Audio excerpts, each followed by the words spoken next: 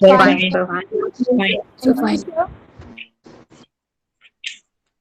Okay. So have you gone through physical features of India? Yes, sir. Yes, sir. Okay. So do you have any kind of doubt in physical features of India? No, sir. Yes, sir. I have had a query regarding one question of DPP. Yes, you can ask. So in the DPP, there was a question that what is the common name of hill station Udaga Mandalam? Sir, Yes, there were three options: Ooty, yes, Kodai Canal, and both A and B. Sir, I clicked on both A and B, sir, because Kodai Canal was also written in our book, sir, but it showed that it was wrong, and Ooty is the correct answer only. yes. Ooty is the correct answer. Okay. In your book, go through the book. Okay, you will find that it is separate. Okay, and Ooty is separate. Got it? Okay, sir.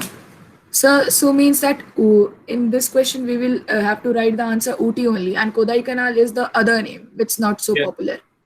No. Okay, sir. Means it's not about popularity. It's the other name of Udagam Mandalam. Okay. Other name of Ooty. Yes, sir. Okay. So, two different names of Ooty are over there. So, any other question apart from this? In DPP, do you have any other question to ask anybody? No, sir. sir. सभी लोग DPP जो है कि solve करते हैं? Yes, sir. Yes, sir. Yes, sir. कोई ऐसा तो नहीं है जो डीपीपी सॉल्व नहीं करता? Make sure that you all are attempting your DPP because we have a track of all those students who are appearing or taking DPP regularly. And on a regular interval, this data will be shared with your parents. Okay, you will get a report card also. Meanwhile, आपको शायद बताया गया होगा, फिर भी मैं एक बार repeat कर देता हूँ. फेज होंगे, different kind of phase 1, phase 2, phase 3. तो हर फेज का एक टेस्ट होगा सेपरेट. ठीक है, जिसके बाद आपके पेरेंट्स को बुलाया जाएगा. There will be a PTM, और उस पीटीएम में उस फेज के बेसिस पे आपका एक रिपोर्ट कार्ड जनरेट होगा, और वो सारे डिटेल्स आपके पेरेंट्स से शेयर किए जाएंगे जो कि आपने इस फेज 1 में जो है कि क्या किया है, ग्रैब किया या अचीव किया है. ओके, तो इसमें डीपीपी का भी एक पॉइंट आएगा. तो डीपीपी रेगुलर बेसिस पे आप सॉल्व करते जाइए. हाँ, उसमें अगर कोई डाउट आता है तो वो नेक्स्ट क्लास के लिए आप पूछ सकते हैं. अब इसका डीपीपी करने का मतलब ये नहीं होता कि आपके 10 आउट ऑफ 10 सही ही हों. ठीक है, it is not a test actually, let me tell you, it is a practice test और practice paper in other sense. तो प्रैक्टिस पेपर है, आपके प्रैक्टिस के लिए दिया गया है कि आप प्रैक्टिस करते रहिए. Okay, got it? Yes, sir. So let me see how many of you can recall physical features of India. अगर सभी ने डीपीपी किया है तो I think all of you will be able to answer questions whichever I will ask, isn't it? Yes, sir. Yes, sir. Okay. So Naman Mittal, can you hear me, Naman Mittal? Yes, sir. Physical features of India आपको clear है chapter? Yes, sir, but Shivalik range थोड़ा सा. Okay, आपको शिवालिक में थोड़ा doubt आ रहा है. Okay, I will discuss that also. Okay, so meanwhile बाकी सारा आपको क्लियर है portion? Is this clear? Yes, sir. Okay, तो आप एक क्वेश्चन बताइए, एक क्वेश्चन का आंसर बताइए कि which is the highest peak of Eastern Ghat?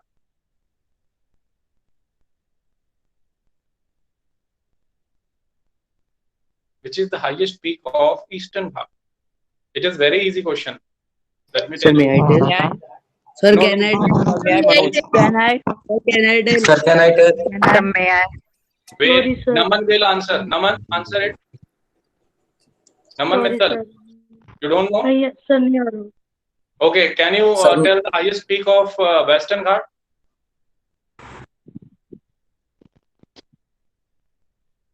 Sir, can I answer? Wait, can you Sir, distinguish between Eastern Ghats and Western Ghats? At least 2 point. Yes, 2 point बताइए. yes, sir. Yes, try. Sir Western Ghat में rainfall जो होती है वो पहाड़ों के कारण होती है, ओरोग्राफिक और type of rainfall. Okay, Eastern Ghat में मॉनसून रेनफॉल होती है। ओके, मैंने ऐसा लिखवाया है? Are you sure? No, sir. No, sir. No, sir. Sir, may I चलिए, tell a point? दूसरा पॉइंट बताइए नमन मित्तल, दूसरा पॉइंट बताइए नमन। यस सर, उसकी एवरेज उसने- हाइट 900, वेस्टर्न की एवरेज हाइट 900 टू 1600 होती है, और ईस्टर्न की 600 मीटर। Average height. ओके, थोड़ा और अच्छे से पढ़िए नमन। ओके, आपको थोड़ा और अच्छे से पढ़ना है, बाकी आप अच्छा आंसर कर रहे हैं, ठीक है। Radha Mandal, can you hear me? Radha Mandal, Radha Mandal. Sanchit Goyal,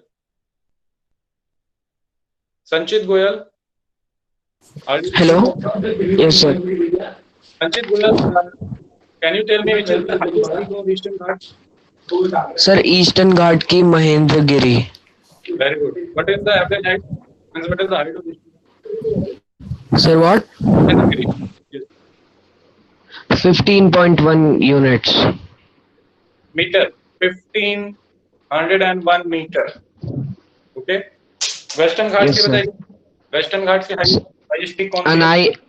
Anai Modi 2695 metre. meters. Okay, दो पॉइंट कोई डिस्टिंग्विश कर बताइए between Western Ghat and Eastern Ghat.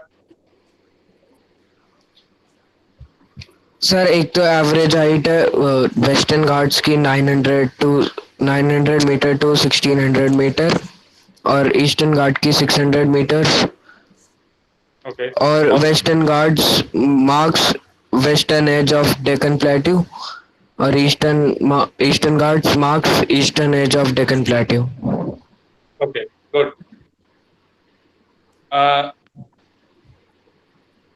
Zeeshan Atif, Zeeshan Atif,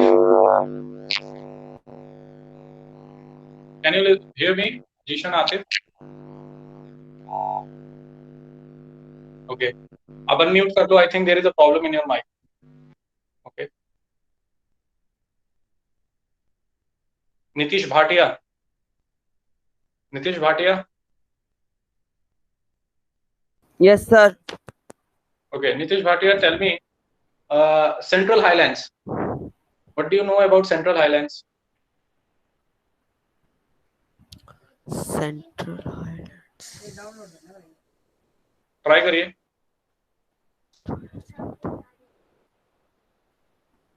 Okay, which is the easternmost extension of Central Highland?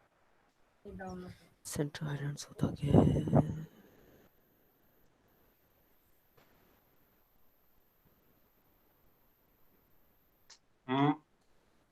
चलिए ये बताइए, नॉर्थ ऑफ रिवर नर्मदा के कौन सा हाईलैंड पाया जाता है?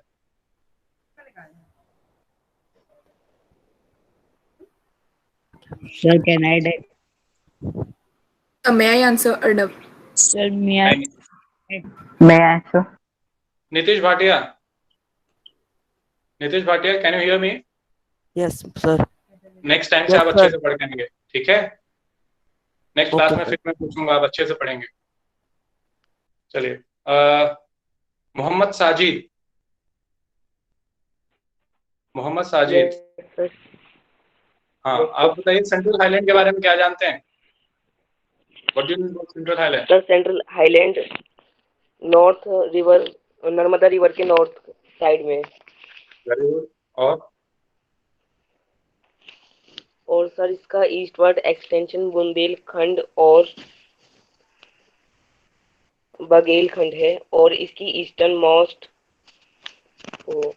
मोस्ट एक्सटेंशन छोटा नागपुर है। छोटा नागपुर प्लेट्यू। ओके, क्या सेंट्रल हाईलैंड के सेंट्रल हाईलैंड प्लेट्यू का पार्ट है? Yes, no sir. प्लेट्यू का पार्ट नहीं है। Okay, sure.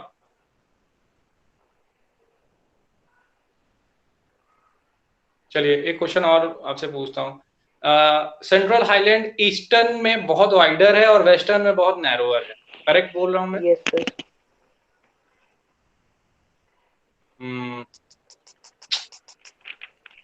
मोहम्मद साजिद, आप भी थोड़ा रिवीजन करिए अच्छे से।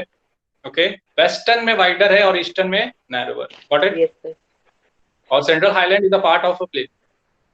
ओके, प्लेट्यूज को हमने पढ़ा था 2 पार्ट्स में, central highland and Deccan plate, yes got it Mohammad Sajid? Plateau. Yes sir. Okay. Yes sir. Mayank Saxena, Mayank Saxena, can you hear me? Yes, sir. Okay. What do you know about coastal plains?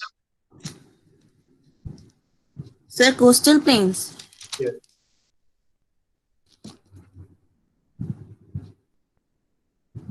Okay, listen me. Mumbai to Goa. Okay, there is a coastal plain known as Kannad. Correct? Sir, yes, sir. Sure.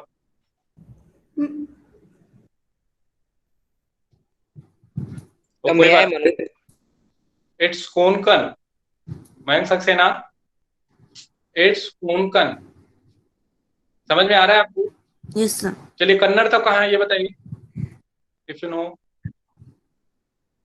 Kannada. अच्छा, Malabar coast lies particularly in the state of?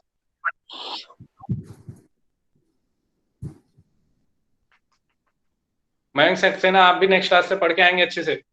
Okay, Yes, sir.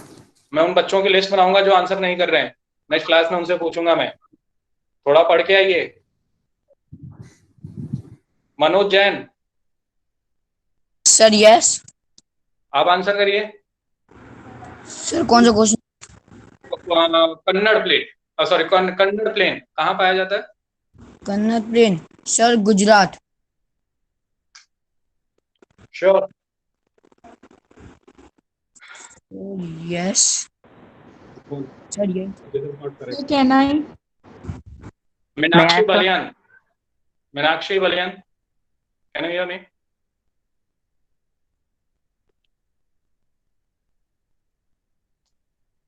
Devansh Patwal,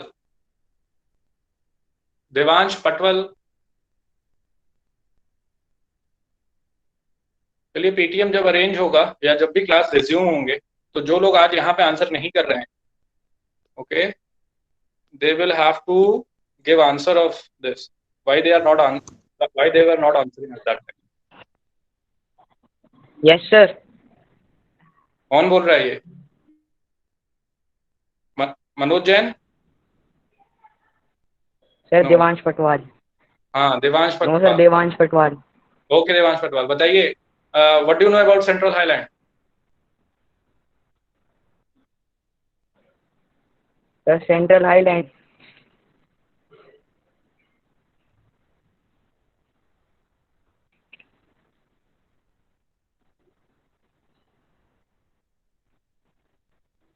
चलिए, what do you know about island? How many group of islands are there? Can you repeat the? Islands के बारे में क्या जानते हैं आप? कितने आइलैंड्स हैं हमारे पास, मतलब पर्टिकुलरली जो हम लोगों ने कैटेगराइज किया? आइलैंड हाँ जी। सर एक लक्षद्वीप आइलैंड है, Andaman and Nicobar island. Okay, very good. और लक्षद्वीप के बारे में कुछ बताइए, what do you know about Lakshadweep? Sir it lies in the western part of our India. Okay, sure? South west तो नहीं है? चलिए आगे सर बोलिए। South west. ओके, और? एंड सर इतना ही आता है। आप लोगों को पढ़ा रहा हूँ तो समझ में आ रहा है कि बस मैं पढ़ाते जा रहा हूँ? नो सर, समझ में आ रहा है। नो सर, समझ में आ रहा है। समझ में आ रहा है तो आंसर तो कोई दे ही नहीं रहा। आप में से कुछ ही बच्चे हैं जो कि आंसर दे रहे हैं, बाकी आंसर दे ही नहीं रहे। सर समझ में आ रहा है। सर आ रहा है आंसर समझ नहीं में। होना चाहिए, Okay, चलिए गर्भ गुप्ता. गर्भ Gupta, can you hear me? Yes sir. Lakshadweep और अंडमान एंड निकोबार के बारे में क्या जानते हैं आप? Sir Lakshadweep south west side में है, अरेबियन सी में है सर, 36 आइलैंड से बना हुआ है. Very good. सर एक सर वहाँ पे एक आइलैंड है, उसका नाम है पिटी आइलैंड. सर वहाँ पे कोई भी नहीं रहता सर, वहाँ पे सिर्फ बर्ड सेंचुरी है. ओके. 1973 में इसका नाम जो है कि लक्षद्वीप रखा गया है. इससे पहले 3 नाम थे. क्या नाम थे वो? 3 आइलैंड्स को मर्ज करके एक पर्टिकुलर नाम दिया गया लक्षद्वीप. सर मैं आए मनोज कुमार. सर मैं टेल लोपामुद्रा. वेट, मैं 1 by 1 सबसे पूछ रहा हूँ. वेट. सर ये नहीं पता. ओके, मनोज कुमार आप आंसर करिए. Sir Lakshadweep, Minicoy and Amindivi. Very good. It's Lakshadweep, Amindivi and Minicoy. Very good. Deepak Gupta, Deepak only. Deepak आप, can you hear me? Yes sir. Okay Deepak आप बताइए कि sir excuse me sir. Sir मैंने बस आपकी पहली क्लास अटेंड की है, तो आप प्लीज अब पहली क्लास में पढ़ा था आप उसमें क्वेश्चन पूछ सकते हैं. पहली क्लास कौन सी क्लास की थी आपने? सर आपने जब चैप्टर शुरू किया था ना, तो मैं जब था नहीं मेरे पास, जब ये ऑनलाइन क्लासेस जब मैंने अटेंड नहीं की तो मैं लेट हुआ, तो मैंने आपकी पहली क्लास अटेंड की. तो अब आपकी मैंने अभी तक पहली क्लास ही अटेंड की है, और आपकी जो दूसरी क्लास मैंने अटेंड की थी उसके अंदर मुझे कुछ समझ नहीं आया, इसलिए मैंने पहली क्लास पहले अटेंड की. तो इसलिए मैंने अभी आपकी एक क्लास ली है जो आपने सबसे पहले ली थी. अगर हो सकते तो सर आप उसमें से क्वेश्चन पूछ ले, वो मुझे अच्छी तरीके से पता है, उसके मैंने नोट्स भी बनाए. अच्छा, तो ये दूसरी क्लास वाला कैसे होगा फिर? सर वो मैं कर लूंगा ना, अभी कर लूंगा. आपके अभी क्लास है, इसके बाद ही कर लूंगा. उसके वीडियोस अवेलेबल हैं, ऐप पे जाइए. यस सर, काइट्स के दिन से मैं देख लूंगा. ठीक है, नेक्स्ट क्लास में आप आंसर करिएगा. चलिए आप इंडिया साइज एंड लोकेशन से बताइए कि why we took 82 degree 30 minute east as a standard meridian. Sir, we take 82 as 82.3 as standard meridian as to discard the confusion between time gap in India, and it passes through UP, Mirzapur, UP. Okay, what kind of confusion is there? Means why there is the need of this? Means how this confusion arised? If it was not taken the standard time of India, then the time gap between the states of East and state of West are differentiating between 2 hours, and it will be hardful to the trains and all the transport to manage all the time confusion. Okay, good attempt, Deepak. Next time I expect that you will answer from chapter 2 as well, isn't it? Yes, sir. Okay.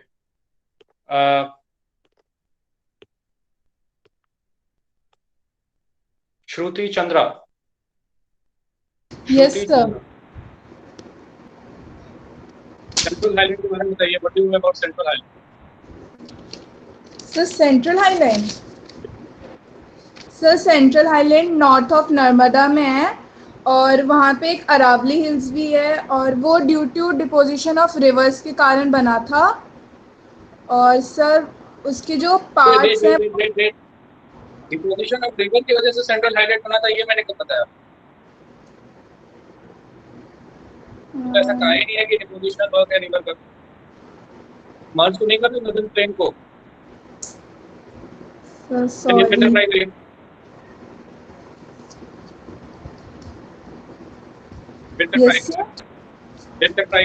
समय Airtel. Manoj Kumar. तो उसमें एक विध्यान range भी है, उसके bound में central island के Satpura range में, जो कि साउथ में है, और नॉर्थ में अरावली हिल्स है. श्रुति एक बार आप फिर से गो थ्रू करेंगे इसको, ठीक है? कोई और नेक्स्ट क्लास में आंसर करेंगे. Okay sir. Yes sir. Okay. Mokshika. Mokshika is there? Yes, sir. Okay. Mokshika, tell me about coral reefs. Coral polyps. Tell me about. Coral. Sir, coral polyps are short-lived microscopic organism जो colonies में रहते हैं, मतलब group में रहते हैं, और वो ज्यादा फ्लोरिश शेलो में हो पाते हैं जहाँ mud free and warm water area जहाँ पे होता है, and they secrete calcium carbonate जिससे वो नहीं होते मतलब क्या, जिससे जो हमारे वो दांत और सब चीजें बनी रहती है ना। Okay Mokshika, demarcation of Himalaya on the basis of river में मैंने बताया था कि between Kali and Teesta river the Himalaya is known as Kali और तिस्ता। सर नेपाल हिमालय। ओके, नेपाल हिमालय बुलाया जाता है। ओके, मैंने कुमोन शायद, पता नहीं, मतलब शायद काल, सर मुझे नहीं पता ये वाला। ओके, कौन आंसर करेगा? Manoj Kumar. Sir Nepal Himalaya. Yes, Nepal Himalaya is the right answer. Yes sir, Nepal Himalaya. Nepal Himalaya. It's Nepal Himalaya. तो सर मैंने पहले सही दिया था आंसर, कंफ्यूज हो तो आप कॉन्फिडेंट नहीं हो ना, आपको कॉन्फिडेंट होना चाहिए। Whatever you are speaking you should be confident, isn't it? हाँ, गलत होगा तो गलत होगा, सही होगा तो सही होगा। You should be confident. अगर गलत होगा तो आपको सही पता लग जाएगा। Got it? Yes sir. Okay, Mansi Sharma. Mansi Sharma, are you there? No. Dev Anand. Yes sir. Devanand, आप बताइए कि हिमालय में शिवालिक के बारे में आप क्या जानते हैं? सर शिवालिक हिमालय जो है सर, उसकी विड्थ 10 to 50 किलोमीटर है, और सर उसका एल्टीट्यूड 900 मीटर to 1100 मीटर है। वेट, किसी ने ये क्वेश्चन पूछा था तो वो नोट डाउन करें क्या ये कह रहे हैं? हाँ बोलिए। और sir unsolidification sediments brought down by river from Himalayas। Okay, और sir made by disposal work of rivers। हाँ, और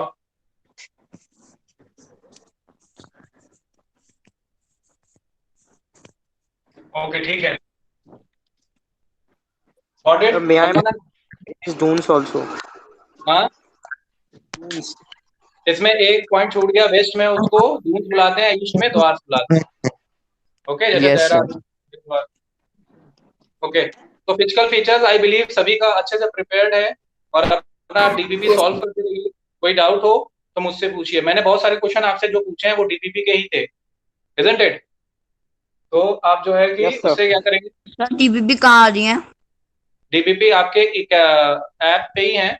ई काइट्स पैकेज ई काइट्स ऐप पे जाएंगे तो उसमें मिल आपने जाएगा। देख लिया, बस सर उसमें डीपीपी मिली नहीं। आप एक बार एडमिनिस्ट्रेशन में बात करिएगा। ओके, एडमिन में बात करिएगा, आपको वो हेल्प कर देंगे further. Got it? Sir app के होम पेज पे ये डीपीपी पैकेज पोर्शन पे होगा। आप एक बार पूछिएगा एडमिन से फोन करके, ठीक है? वो आपको सारा डिटेल बता देंगे, आपको गाइड कर देंगे कैसे आपको डीपीपी पे अपीयर होना है। चलिए, today we will start a new chapter in civics. What is democracy and why democracy? So you might have studied this, ठीक है, in your earlier classes also, that democracy is this, democracy is that. Okay, so I think you all are aware of the fact that what is democracy So is all this is the about. second chapter or the first? Yes, sir ये civics का second chapter है या first? second chapter है, first deleted है। Okay, so forms of government में before I start this, okay, पढ़ेंगे yes, sir, हम first में पढ़ेंगे। deleted है, CBSE ने अपने करिकुलम से हटा दिया है इसे। ओके, फॉर्म्स ऑफ गवर्नमेंट में अगर हम देखें तो पर्टिकुलरली इसमें आप में से ये बताओ, कोई डिफाइन कर सकता है democracy? Can any one of you define this? Mokshika? Yes, sir. Democracy is called people's rule. wait. Mokshika, try. What is democracy? So by the people, for the people and to the people. मतलब जो people के द्वारा ही चुना जाए, people के लिए ही decisions ले, and उसकी जो power है, मतलब उसको दोबारा से हटाने की, वो भी जनता के हाथ में हो, उसे ही डेमोक्रेसी कहते हैं. For the people, of the people, by the people. That's what you want to say. Yes, है ना? sir. तो ये मतलब बोलने का राज जो होते हैं ना, जो राजा होते थे पहले, वैसा नहीं है.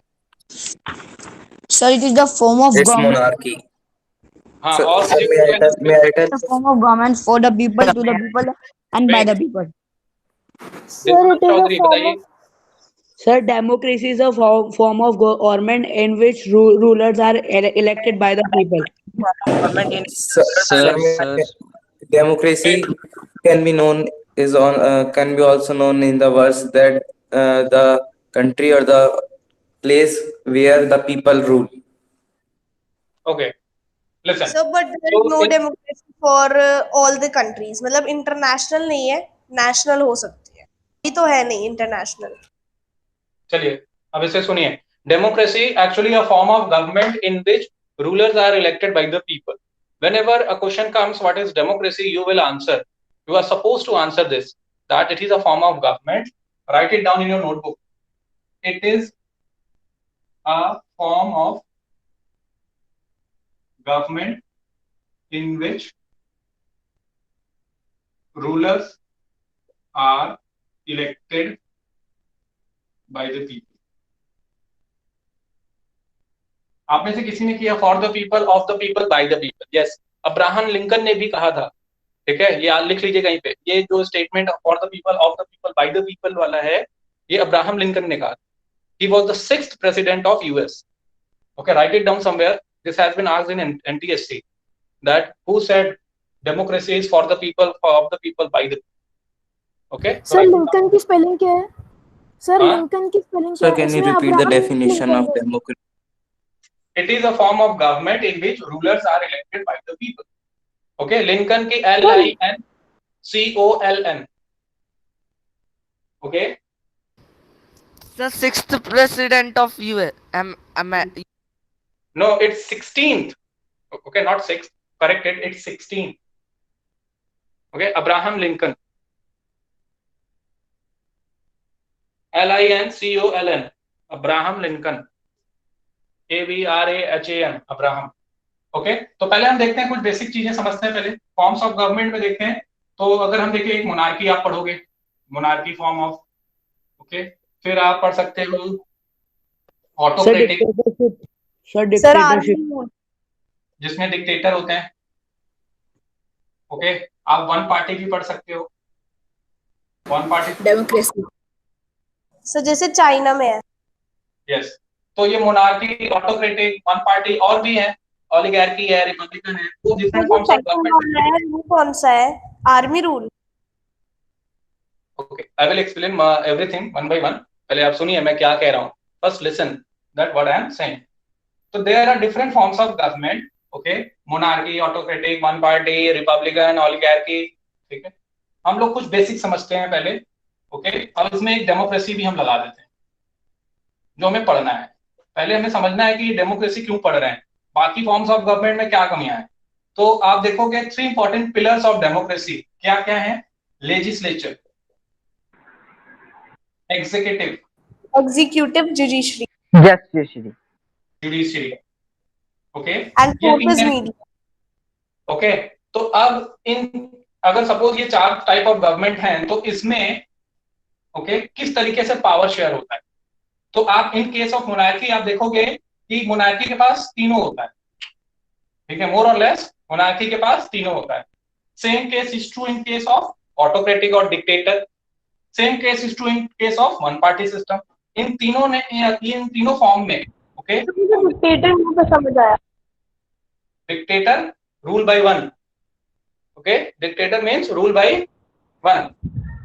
Monarchy sir. Okay, dictator means rule by one. One party system में भी देखोगे तो एक ही कोई होगा जो क्या करेगा, रूल करेगा। तो सर वो मतलब मोनार्की की तरह चूज किए जाते हैं या पीपल ही चूज करते हैं और उसके बाद वो हटते नहीं है मतलब अपने पद से? सर जैसे साउथ कोरिया में। हाँ, डिपेंड करता है। ओके, मिलिट्री के नॉर्थ डिक्टेटर परवेज मुशर्रफ, उनको कोई इलेक्ट नहीं करता है, वो खुद ही जाके वहां पे क्या हो जाते हैं, वो अपने आप को इस्टेब्लिश कर लेते हैं एज अ डिक्टेटर। और उसके बाद आप पढ़ लोगे हिटलर के बारे में, हिटलर के बारे में जब आप पढ़ोगे तो वो इलेक्ट होता है, बाद में वो अपने आप को डिक्टेटर बना लेता है। ओके सर हेरिडेटरी में भी तो डिक्टेटरशिप होती है ना? हेरिडेटरी मतलब वंशानुगत। ओके, वंश जिसमें होता है तो मोनार्की में होता है। मोनार्की में आप देखोगे हेरिडेटरी, डिक्टेटर में आपको हेरिडेटरी नहीं मिलते। उसमें कोई भी एक क्या होता है, पावर में आ जाता है और रूल करता है। मोनार्की के केस में हेरिडेटरी, आर्मी रूल भी आता है। डिक्टेटर में वो मिनिस्टर्स को डिवाइड करता है, फिर अकेले रूल करता है। अब जो है फाइनल डिसीजन यही जो है लेते हैं। वो अगर चाहे तो मिनिस्टर रख सकते हैं, बट उनको फाइनल डिसीजन लेने का ये जो है पावर नहीं देते। Power final decision sir monarchy में भी तो एक ही रूल करता है ना? तो मैं कह तो रहा हूँ कि एक अलग अलग फॉर्म ऑफ गवर्नमेंट है, जिसमें कि आप देखोगे कि लेजिस्लेचर, एग्जीक्यूटिव, जुडिशरी, तीनों पावर उन्हीं के हाथ में होती है, चाहे वो मोनार्की हो। मोनार्की में कौन होता है? हेड, किंग होगा। इसमें डिक्टेटर होता है, इसमें वन पार्टी में कोई जो इलेक्टेड है, जो हेड है, प्रेसिडेंट है, वो होता है। तो ये लोग क्या करते हैं, तीनों एक तरीके से आप देखो तो तीनों पावर इन्हीं के हाथ में क्या करती हैं, डिसाइड करती हैं। तो इन तीनों फॉर्म ऑफ गवर्नमेंट में ऐसा होता है, but it is not true in case of democracy. In democracy you will find there is a separation of power. ठीक है, सेपरेशन ऑफ पावर आपने पढ़ा होगा क्लास 8 में, सेपरेशन ऑफ पावर। तो लेजिस्लेचर का अपना पावर, एग्जीक्यूटिव का अपना। Got it? Yes sir. Yes sir. हाँ, तो इस तीनों में आप देखोगे कि पावर डिवाइडेड नहीं है, बट डेमोक्रेसी में है। अब ये डेमोक्रेसी ओवरऑल है क्या, हम इसको समझते हैं। एक छोटा सा बेसिक कंसेप्ट था, आप लोग आगे इसको पढ़ोगे, इसलिए मैंने थोड़ा इसको बता दिया। तो आप अगर आगे देखें तो democracy, as I told you, it is a form of government in which rulers are elected by the people. अब इसमें एक टर्म आएगा डेमोक्रेटिया। ये कई बार एनटीएससी में पूछा गया, इसलिए मैं लिखा दे रहा हूँ। इसका क्या मतलब होता है? डेमो से डेमोस हुआ, डेमोस का मतलब पीपल, पीपल रूल। क्राइटेरिया मतलब रूल। तो पीपल्स रूल, ये अगर पूछा जाए आपसे डेमोक्रेटिया के बारे में, तो इसको आप इस तरीके से बताओगे, people rule. Greek word sir, demokratia is a Greek word और a Latin word? Okay, it is a Greek word. Is it clear to everyone? Yes, sir. Okay, अब इसमें हम देखते हैं कि क्या क्या फीचर्स होते हैं डेमोक्रेसी के। If a country is claiming that it is a democratic country, what sort of feature that country should have or should adhere to become a democratic country? Shall I run this? This is very important. Okay, write it down. Yes, somewhere sir. if you have not written this. Okay. Yes sir, you may. So democracy में we will look to the features of democracy. हम features पढ़ेंगे. What are the features of democracy? I think you should have, you must have right now a notebook with you, pen and copy. Okay. If not, be ready for that. So in first part you will find features में major decision by elected leaders. First में आप देखोगे major decision by elected leaders. अब इसका क्या मतलब है, ये कि जो इलेक्टेड है वही मेजर डिसीजन ले या फाइनल डिसीजन ले। ओके, जो इलेक्टेड है उन्हीं के पास मेजर डिसीजन या फाइनल डिसीजन लेने का क्या हो, पावर। अब यहाँ पे एक केस पढ़ेंगे पाकिस्तान का। कहाँ का? पाकिस्तान। पाकिस्तान में हम देखेंगे इन केस ऑफ पाकिस्तान कि 1999 सर मुझे डिक्टेटरशिप अभी क्लियर नहीं हो रहा है। क्या नहीं क्लियर हो रहा है? डिक्टेटरशिप वो army rule, government by one. Dictator मतलब गवर्नमेंट बाय वन। ऑटोक्रेटिक कहो, उसमें भी गवर्नमेंट बाई वन होता है। तो सर जो वन पार्टी रूल होता है उसमें भी तो गवर्नमेंट वन ही होती है। और तो जो उसमें एक प्रोसेस बना देते हैं। वन पार्टी सिस्टम में क्या होता है, एक प्रोसेस के थ्रू क्या होता है, उसमें प्रोसेस के थ्रू इलेक्शन होता है, एक प्रोसेस के थ्रू इलेक्शन होता है और लोग इलेक्ट होके आते हैं, बट जो फाइनल डिसीजन होता है वो प्रेसिडेंट लेता है, जैसे कि चाइना के केस। और सर डिक्टेटर में ऐसा नहीं होता। डिक्टेटर वो अकेले क्या करता है, सारे फाइनल डिसीजन लेता है, उसमें इलेक्शन वो चाहे कराए ना कराए, उसके वो सब उसके मन के ऊपर है। जब आप नाजी पढ़ोगे, नाजी के केस में आप देखोगे, नाजी जब पढ़ोगे तो उस केस में आप देखोगे हिटलर भी एक क्या था, डिक्टेटर। तो वो अपनी तरफ है रूप, हालांकि वो इलेक्ट होके आया था, बट लेटर ऑन अपने आप को डिक्टेटर बना लेता है। डिक्टेटर मतलब what ever he is saying is correct and truth, सबको क्या करना होगा, फॉलो करना होगा, जैसे मन हो वैसे ही करता था। तो आर्मी रूल अलग होता है इससे? हाँ, ओके। तो आर्मी रूल अलग है और डिक्टेटरशिप अलग है। आर्मी रूल अलग है, डिक्टेटरशिप अलग है। हो सकता है कि आर्मी से ही निकल के डिक्टेटर बना हो, ऐसा भी हो सकता है। ओके सर, देखा जाता है, मोर और लेस देखा जाता है कि आर्मी से निकल के ही डिक्टेटर बनते हैं। तो सर नॉर्थ कोरिया में कैसा, किसी बच्चे ने एग्जांपल दिया था डिक्टेटरशिप का, वो समझा दीजिए एक बार। नॉर्थ कोरिया, क्या नॉर्थ जहाँ कोरिया पे है जो मोटा सा है बहुत, क्या नाम है बताइए? तानाशाह। Kim Jong Un. Kim Jong Un. हाँ, क्या जानना है? सर जो डिक्टेटर है। सर वो डिक्टेटर है, तो वो इलेक्ट हो गया है या उसको मतलब हटा दिया राजा को, जो भी है था वहाँ को? हाँ, तो उन्होंने हटा दिया ना। अब उसके पीछे की हिस्ट्री क्या है, उसको हम लोगों को सेपरेटली करना होगा। ओके, उसकी हिस्ट्री को हमको देखना होगा। 15 मिनट पहले आ जाओ, आप मुझे समझा दोगे क्या नॉर्थ कोरिया के बारे में? हाँ, आप सेपरेटली जो है कि डाउट क्लास में रखिएगा, हम लोग उसको सेपरेटली नॉर्थ कोरिया डील करेंगे। यहाँ पे हमें पहले क्या करना है, पाकिस्तान। तो 1999 में okay, major decision by elected leaders में पाकिस्तान। 1999 में क्या हुआ कि परवेज मुशर्रफ, जनरल परवेज मुशर्रफ,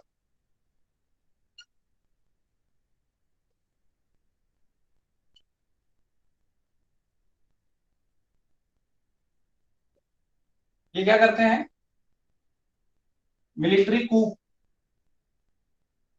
के जरिए जो वहां पे इस्टैब्लिश डेमोक्रेसी थी उसको हटा देते हैं। क्या कर देते हैं, ओवरथ्रू कर देते हैं। मैं सर ये जनरल की बात क्या लिखा है? परवेज मुशर्रफ, जनरल परवेज मुशर्रफ। तो इन्होंने क्या किया सर? मिलिट्री कूप, COUP, सर मतलब डिक्टेटरशिप में आ गया ये। हाँ, अभी आप देखोगे अपने आप को डिक्टेटर कैसे ये बनाता है, आप देखोगे। हालांकि अपने आप को ये प्रेसिडेंट ही बनाते हैं, ठीक है, but rule as a dictator ही करते हैं, क्योंकि वहां पे परवेज मुशर्रफ ही क्या करते हैं, फाइनल डिसीजन लेते हैं। सर कूप का मिलिट्री के बाद में दिख रहा है। तो सर डेमोक्रेसी चल रही है ना? हाँ, अभी मैं डिस्कस करूंगा क्या है क्या नहीं है। फिलहाल ये लिखो, ये लिख लिया। सर कूप का मीनिंग क्या होता है? कूप का मतलब कि मिलिट्री कूप, मिलिट्री अटैक, ठीक है। जो मिलिट्री ग्रुप थे उन्होंने क्या किया, अटैक कर दिया गवर्नमेंट पे, attack by military personnel. Okay, तो वहां पे जो डेमोक्रेसी थी उसको क्या किया इन्होंने, ओवरथ्रू कर दिया जनरल परवेज मुशर्रफ ने। ओके, और अपने आप को चीफ एग्जीक्यूटिव बना, declared himself as chief executive.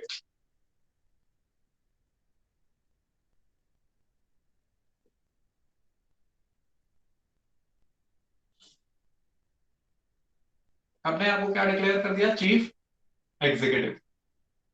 पहले अपने आप को चीफ एग्जीक्यूटिव डिक्लेयर करते हैं, फिर लेटर ऑन अपने आप को प्रेसिडेंट बना लेते हैं। लेटर चीफ एग्जीक्यूटिव और प्रेसिडेंट में क्या डिफरेंस हुआ? बात तो प्रेसिडेंट सबसे हाईएस्ट पोस्ट है। ओके, चीफ एग्जीक्यूटिव मतलब ओवरऑल सिस्टम जो रन कर रहा है उसको एग्जीक्यूट यही करेंगे। अपने आप को पहले प्रेसिडेंट नहीं बुलाता है, पहले अपने आप को चीफ एग्जीक्यूटिव बुलाता है। कि जो मतलब जो भी रूल्स एंड रेगुलेशंस होंगे, जो भी एग्जीक्यूशन होगा लॉ का, वो ये करेंगे, ठीक है। बट लेटर ऑन अपने आप को किसमें चेंज कर लेते हैं? प्रेसिडेंट। प्रेसिडेंट अगर नाम लग गया तो he is the head of the state and government. Okay, मतलब सिर्फ बोलने के लिए चीफ एग्जीक्यूटिव है, लेकिन डिसीजन वही ले रहे हैं तब भी। हाँ, अब बस अपने आप को क्या कर दे रहा है, यहाँ पे भी फाइनल डिसीजन वही ले रहा है, और अपने आप को प्रेसिडेंट बना दे रहा है तो भी फाइनल डिसीजन वही ले रहा है, सिर्फ नाम। सर जब वो चीफ एग्जीक्यूटिव था तब पाकिस्तान में कोई था, कोई और था उससे हायर पोस्ट पे, लाइक प्रेसिडेंट। प्रेसिडेंट उस समय के जो पीएम है उनके बारे में मुझे याद है, आई थिंक नवाज शरीफ को हटा के इन्होंने जो है चीफ एग्जीक्यूटिव बने थे। नवाज शरीफ ने गवर्नमेंट बनाया। ओके। और फिर इन्होंने क्या किया, अप्रैल 2002 में, अप्रैल 2002 में इन्होंने क्या करा, रेफरेंडम। क्या किया? रेफरेंडम। ओके, और इस रेफरेंडम में अपने आप को 5 साल का एक्सटेंशन दिया एज अ प्रेसिडेंट। रेफरेंडम का मतलब extension of 5 years as a president. ऐसे एक्सटेंशन ऑफ 5 years लिखिए। हाँ जी, आप में से कोई बता सकता है? आई think you most of you have completed this in your school. पढ़ा है ना सभी ने? Sir, referendum is a direct vote to the citizens that to choose the government or not. Choose the government or not. Okay, what's your name? Satyam Goyal sir. Sir मेरा मतलब ये मतलब है कि रेफरेंडम बस एक डायरेक्ट वोट होता है, उसमें सिटीजन्स को चूज करना होता है कि यस या नो, बस ये उनके पास चॉइस होती है। Okay, good. और इसके अलावा और कुछ जानते हैं? रेफरेंडम के अलावा एक और टर्म है प्लेबिसाइट। ओके, रेफरेंडम के अलावा एक और टर्म है प्लेबिसाइट। तो दोनों का मीनिंग एक ही होता है। ओके, तो इसमें आप लिख सकते हो रेफरेंडम के बारे में कि referendum is a kind of a direct vote, a kind of. तो सर मतलब इन्हें भी लाइक कर रही थी एज अ प्रेसिडेंट। पहले ये लिखो जो मैं बोल रहा हूं, a kind of direct vote in which a proposal is given and people have to vote in yes or no। ये लिख लो रेफरेंडम के बारे में। हाँ, अब कौन क्या पूछ रहा था? सर ये प्रपोजल के बाद क्या लिखा है? इसके बाद सर ये प्रपोजल के बाद क्या लिखा है? In which a proposal is क्या गिवन। हाँ, and people have to vote in yes और नो। तो मतलब इनको लाइक कर रही थी एज अ प्रेसिडेंट, तभी इनको 5 year एक्सटेंशन मिल गया।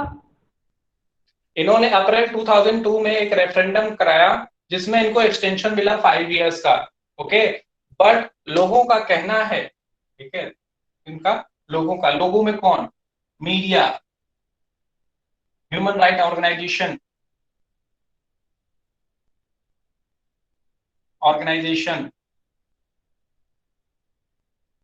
और डेमोक्रेटिक एक्टिविस्ट, इनका कहना है कि ये रेफरेंडम जो हुआ वो मैल प्रैक्टिस के थ्रू हुआ, मतलब गलत तरीके से। It was based on malpractice और फ्रॉड। सर मीडिया की बात क्या लिखा है आपने? अप्रैल 2002 में referendum, extension of 5 years, media, human right organisation, democratic activist, इन लोगों का क्या कहना था कि जो ये रेफरेंडम हुआ it was based on malpractice, MALPRACTICE। Malpractice meaning गलत तरीके से। सर फ्रॉड भी है। मतलब जनता इनको लाइक नहीं कर रही थी, लेकिन इन्होंने एक कि मेरा दूसरे देशों में बुरा प्रभाव ना जाए इसलिए रेफरेंडम भी करा दिया और फिर दोबारा से 5 इयर्स का एक्सटेंशन भी ले लिया। मतलब ओवरऑल जस्टिफाई करना चाहा। ओके, जो आप कह रहे हो उसको इस तरीके से मॉडिफाई करिए कि ओवरऑल ये जस्टिफाई करना चाहा इन्होंने कि if he is ruling then people wants him to rule. Okay, that's why a referendum was given कि आप इनको प्रेसिडेंट बनाए रखना चाह रहे हैं या नहीं चाह रहे हैं, तो उनको क्या मिलता है, सपोर्ट मिल जाता है, तो वो बना रहता है। तो इसमें लोगों का कहना है कि आपने तो गलत तरीके से इसको क्या कराया, इलेक्शन कराया, इसी वजह से आप जीत गए, otherwise people are not happy with you. से एक तरह से इलेक्शन थे या फिर बस ये था कि रहनी चाहिए या इलेक्शन होने चाहिए या नहीं? बस एक इन्होंने कोटा पूरा किया इलेक्शन का। Okay, overall Excuse me, sir. So you just now said that referendum and one more word has the same meaning, sir. Which is that other word? Plebiscite, वो मैं डिस्कस करूंगा। ओके, रेफरेंडम के जो भी result होते हैं वो binding होते हैं। Majority is no, then the referendum is yes sir. If the majority is no, तो रेफरेंडम उनके अगेंस्ट है। यस और नो, अगर कोई प्रपोजल है, जैसे कि आपके स्कूल में एक प्रपोजल हो गया कि whether we should get holidays और नॉट, ओके, तो उसमें नो आ गया तो नहीं मिलेगा हॉलीडे। यहाँ पे ये जो है कि अगर नो आता तो ये नहीं बनता। Got it? yes sir. ये था कि अगर नो आता तो इलेक्शन होते, अगर यस आया तो फिर इलेक्शन करने की जरूरत नहीं, जो पैसे लगते हैं इलेक्शन में वो बच गए इसके कारण। कहने की बातें हैं, ये भी एक बात है। ओके, ठीक है। Yes sir. Yes, sir. अब एक डेमोक्रेटिक कंट्री है, अगर suppose a country is a democratic country, okay, तो वो इलेक्शन तो कराना ही कराना है। It is the very feature of the democracy to conduct election. If you are a democratic country, why you are going for referendum? Democratic country or not? अभी मेरी बात को सुनिए, यहाँ पे जो इन्होंने अभी बताया कि ये एक्सक्यूज दिया हुआ था, ठीक है, कि हम इलेक्शन नहीं लड़ करेंगे, हमारे पैसे बच जाएंगे, रेफरेंडम करा लेते हैं। If you are a democratic country, you should go for election. Election is the soul of democracy. Without election, you cannot come to a conclusion that who is winner and who is not. Got it? समझ में आ रहा है? तो वो excuses हैं, ठीक है, वो भी बात ठीक है जो किसी ने कहा है। ओके? मतलब किसी भी देश के पीएम और प्रेसिडेंट दे सकते हैं। अगर कोई कंट्री डेमोक्रेटिक कंट्री है तो वहां पे इलेक्शन कराना मस्ट है। That's all. ओके, इलेक्शन जो हाईएस्ट पोस्ट के लिए इलेक्शन, जैसे पाकिस्तान में कराया वैसे इंडिया में रेफरेंडम नहीं हो सकता? नहीं, इलेक्शन होगा तो फ्री एंड फेयर मैनर में सही तरीके से होगा, रेफरेंडम नहीं होता है इलेक्शन का जरिया। नो सर, रेफरेंडम में फ्री और फेयर क्यों नहीं हो पाता? फ्री एंड फेयर क्यों नहीं हो पाता? क्योंकि उसमें डायरेक्ट वोट है, यस और नो करना है। ओके, और उसमें जो है सर फ्री एंड फेयर तो तब होगा कि जब लोगों को चॉइस मिलेगा कि जो पॉलिटिकल ऑल्टरनेटिव्स है उसमें से कोई एक गवर्नमेंट वो चूज कर सके, लेकिन यहाँ तो एक ही गवर्नमेंट को चूज करना है। कई पार्टीज का चॉइस होगा तभी तो चूज तो रेफरेंडम के केस में यही बात आएगी कि एक तो कि रेफरेंडम एक प्रपोजल पे, ठीक है, आप यस और नो करा सकते हैं, but if in a democratic country, you are living in a democratic country, there will be multiple people who will stand up in election and they will contest election, so there are multiple choices for people to elect. Okay sir, so we can say that Pakistan is a democratic country. अभी मैं conclusion नहीं बता रहा हूँ, wait for a while, अभी तो पूरा complete नहीं हुआ। Listen, first of all listen, complete करने दो इसे, फिर मैं एक कंक्लूजन बताऊंगा, तब उसको लिखना कि whether it is a democratic और नॉट, वो अपने आप समझ जाओगे। Is it clear? समझ में आ रहा है? Yes sir. Yes sir. Yes sir. Yes sir.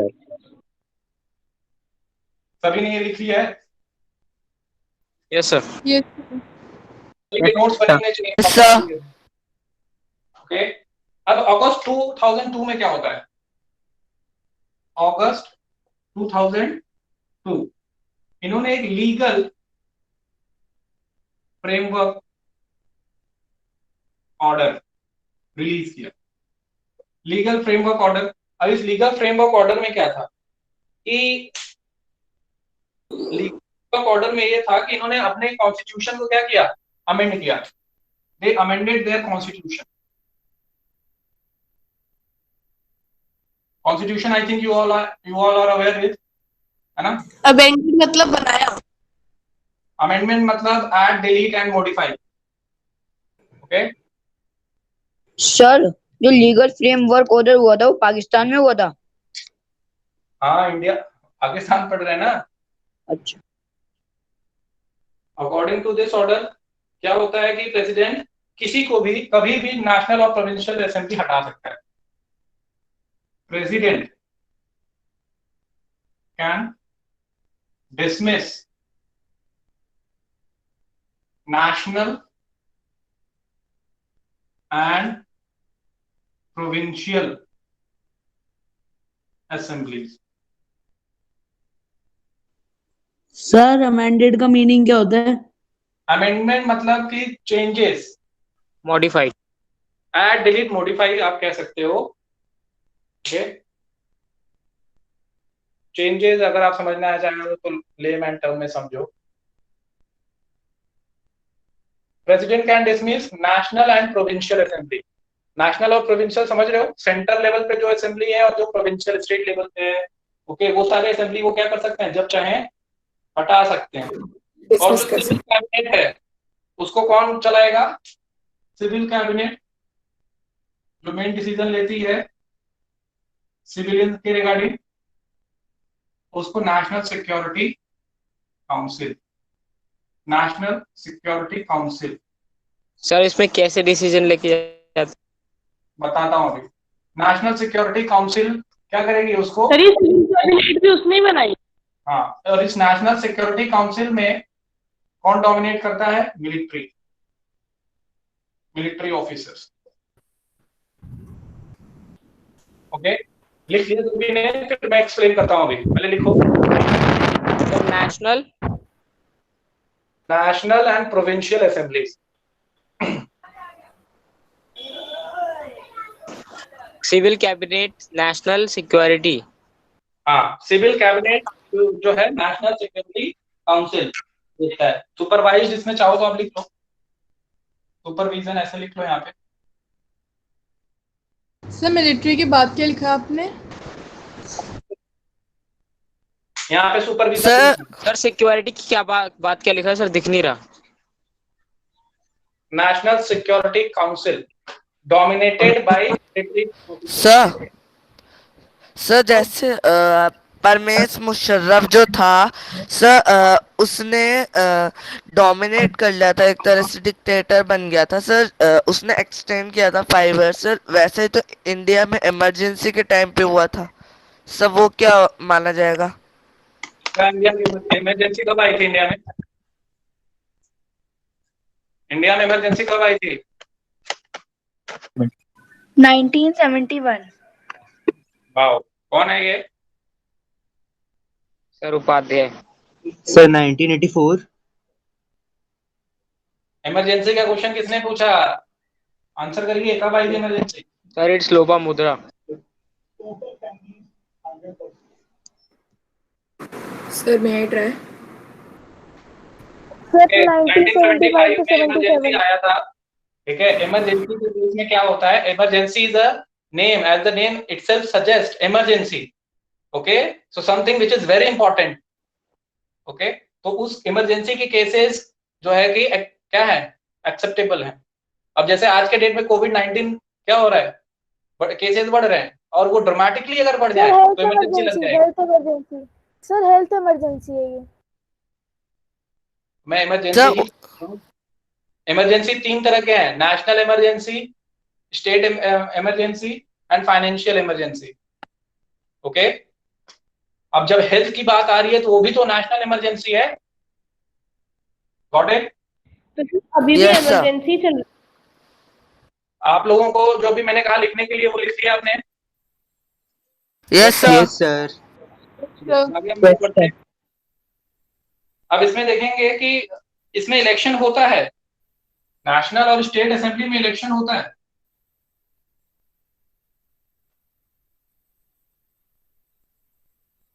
In national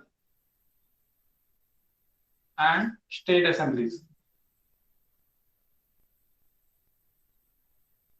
Okay, election held in national and state assemblies after this.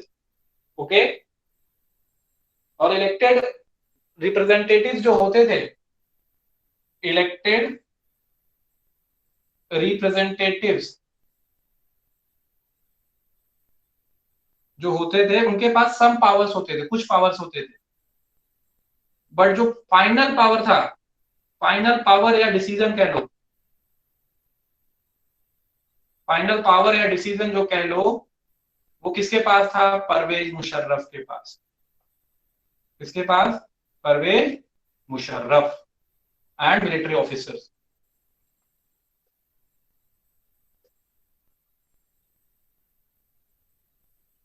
आप इस पे नोट्स बना लेंगे, मैं शॉर्ट में लिख रहा हूं, आप इस पे नोट्स बना लेंगे, लिख लीजिए, फिर भी आप आपको पॉइंट वाइज बना के रखेंगे तो आपको याद रहेगा। समझ में आया? रिप्रेजेंटेटिव्स के बाद क्या लिखा है आपने?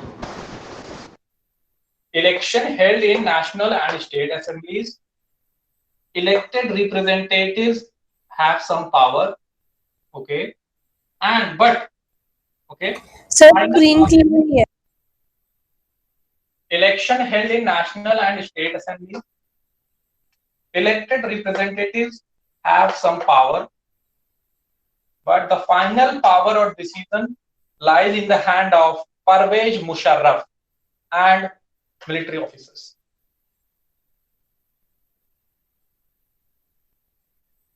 Okay.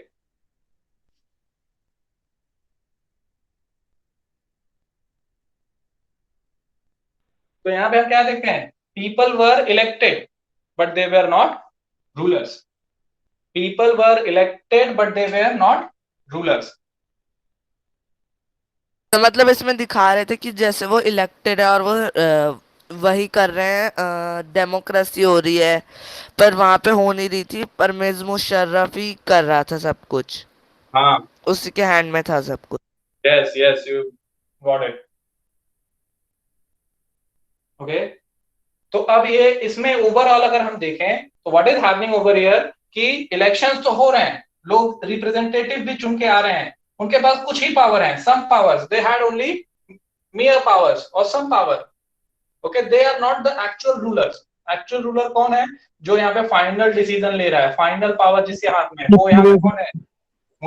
Parvez Musharraf and military officers. Military officers. So in this sense, we can say that the type of government in Pakistan was not a democratic government, because in a democratic government, final power or final decision should be taken by those who are elected. Got it? Yes, sir. Got it, sir. Write it down. Yes, sir. Yes, sir. Conclusion में लिखिए. Sir, done. Conclusion में लिख लीजिए.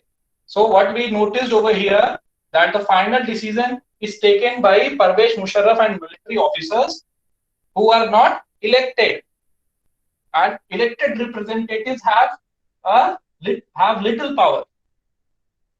Okay, so in a democracy, final decision should be taken by those who are elected.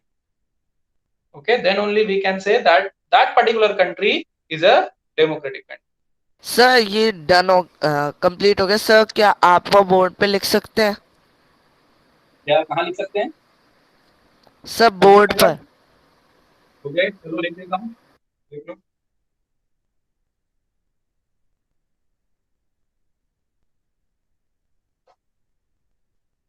Conclusion है,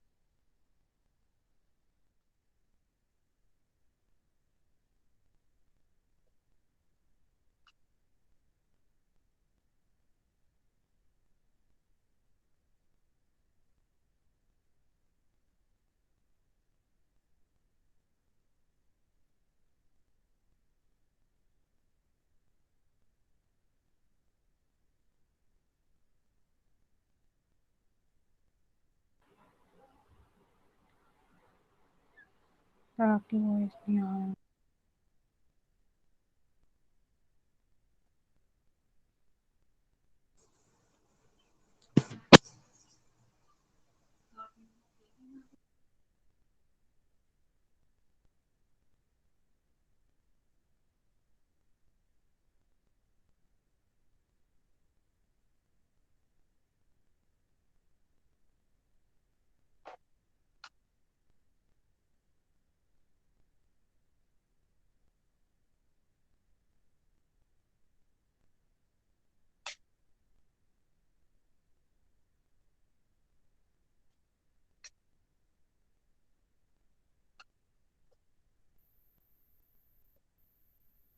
clear है सभी को? Yes sir.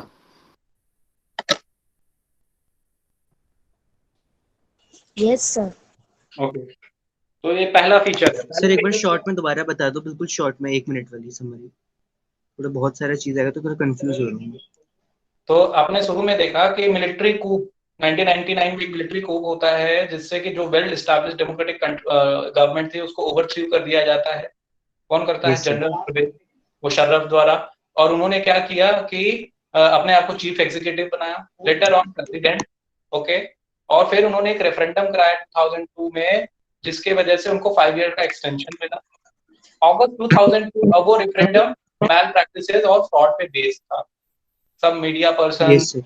Activist, इन्होंने क्लेम किया कि this is based on fraud.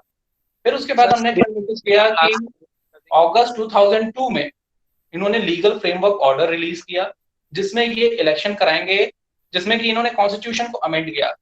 Okay, constitution को अमेंड किया और जो है ये उसमें रखा कि नेशनल और स्टेट असेंबली को जब चाहे प्रेसिडेंट क्या कर सकता है? डिसॉल्व कर सकता है, डिसमिस। Yes, sir. और नेशनल और स्टेट असेंबली के इलेक्शंस करवाते हैं ये। ओके, रिप्रेजेंटेटिव्स आते हैं, उनके पास कुछ पावर होती है। और यहाँ पे जो सिविल कैबिनेट है उसको सुपरवाइज कौन कर रहा है? National security council. National security council में ज्यादातर लोग कौन है? Military officers. ओके, तो जो ये इलेक्टेड रिप्रेजेंटेटिव्स आते हैं वो फाइनल डिसीजन नहीं लेते। फाइनल डिसीजन कौन लेता है? जनरल परवेज मुशर्रफ और उसके military officers, particularly general Parvez Musharraf. So in this sense, we can say that Pakistan is not following democratic principle. तो Yes, sir. Thank you, sir. Country कोई क्लेम करती है कि if I am a democratic country और this country is a democratic country, it must have, okay, it must have this principle. What is that? In a democracy, final decision should be taken by those who are elected by the people. That's all. Yes, sir. Thank you, sir. Yes. Yes sir. Sir done. Okay, shall I run this? समझ में आ रहा है सभी को? Sir, how can Yes, sir. Yes sir. Yes sir. Sir बीच बीच में light बहुत ज्यादा बढ़ जा रही है। हाँ, जब मैं आगे आ रहा हूँ तब आ रही है, जब मैं पीछे चला जा रहा हूँ तो आपको वो दिखेगा। ओके, सर वो सिविल कैबिनेट प्रोविजन को कैसे सुपरवाइज करती है? सिविल कैबिनेट, एक्चुअली जो कैबिनेट है आप पढ़ोगे कैबिनेट, काउंसिल ऑफ मिनिस्टर में कैबिनेट, मिनिस्टर ऑफ स्टेट। तो ये जो मेजर डिसीजन होते हैं सिविलियंस के रिगार्डिंग, ओके, वो वहां पे लिया जाता है। तो उसमें कौन बैठा है? मिलिट्री के ऑफिसर्स। ओके, जहां पे इलेक्टेड रिप्रेजेंटेटिव होने चाहिए थे वहां पे कौन है? Military officers. Military officers. Sir इसमें एजुकेशन भी आ सकती है सिविल सर्विस को लेके? सिविल सर्विस लेके क्या? एजुकेशन भी आ सकती है। एजुकेशन का क्या मतलब है? आप क्या कहना चाहते हो? ये डिसीजन लेते हो, एजुकेशन से रिलेटेड डिसीजन भी ले सकते हैं सिविल कैबिनेट वाले। हाँ, सिविलियन से रिलेटेड जो भी डिसीजन लेंगे वो सिविलियन से रिलेटेड लेंगे। Sir Parvez Musharraf yes sir. Army rule था या डिक्टेटर था? हाँ, डिक्टेटर। डिक्टेटर था ना? Yes, sir. तो इंदिरा गांधी क्या है फिर? उनने भी एक्सटेंड किया था। क्या? She was Sir. behaving like a dictator, but in real sense she was not a dictator, but behaving like a dictator. अगर वो डिक्टेटर होती तो अपने आप को पावर से हटा ही नहीं पाती। ओके। और जो है कि बहुत सारे ifs and buts हैं, सारी चीजें यहाँ पे बताने लायक नहीं है। ओके, हालांकि वो बिहेव वैसे ही कर रहे थे, हमें उतना डिटेल में यहाँ नहीं समझना है। चलिए, तो सेकंड पॉइंट हम देखेंगे, free and fair election. Free and fair election, second feature, free and fair election. तो in free and fair election में सबसे पहला जो पॉइंट हम पढ़ेंगे चाइना के बारे में। किसके बारे में? चाइना। तो चाइना के केस में आप देखोगे कि यहाँ पे इलेक्शन हर 5 ईयर्स पे होता है। यस सर, लेकिन पार्टी सिर्फ कम्युनिस्ट पार्टी की ही बनती है। Right it down.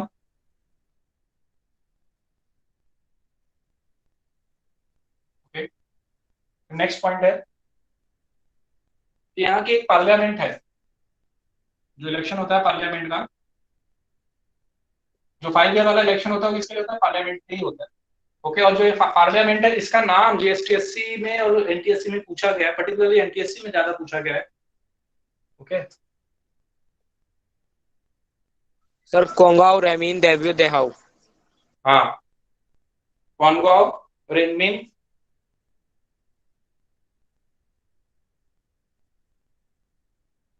सर ये चाइनीज नेम आएगा एग्जाम में, हम लोग सिर्फ इंग्लिश नेम नहीं लिख सकते?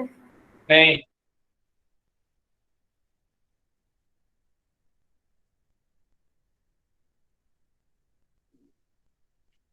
ठीक है, क्वानगो रेनमिन देबो।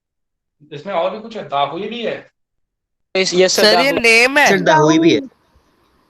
दाहुई, वेरी इंपॉर्टेंट। ये वन नेम है क्या?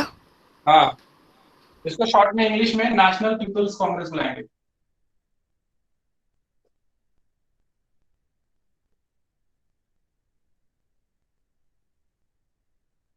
National people's congress. अब इसके पास पावर होती है, has the power to appoint president. कितने मेंबर हैं इसके? अप्रॉक्स 3000। ये भी पूछा गया क्वेश्चन है।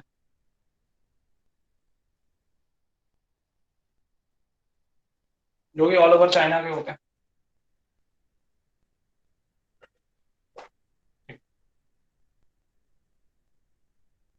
अब यहाँ पे जो ये मेंबर्स होते हैं, जब भी ये कंटेस्ट करेंगे election, before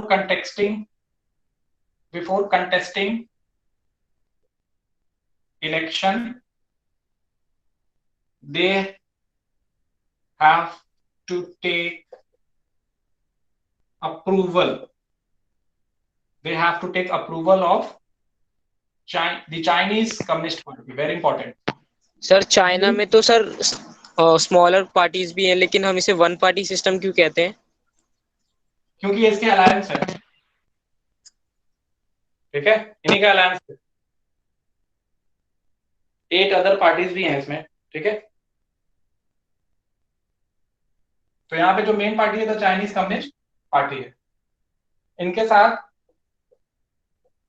plus 8 smaller parties, allied parties भी हैं।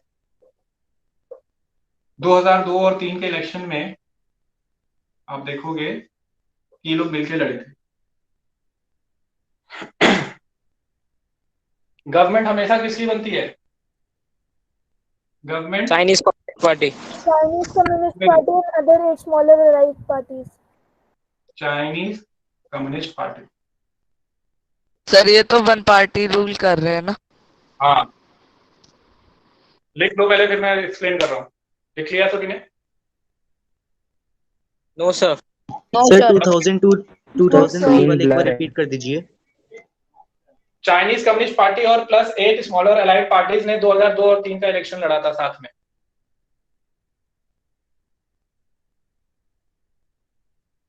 सर 2002 और 3। हाँ,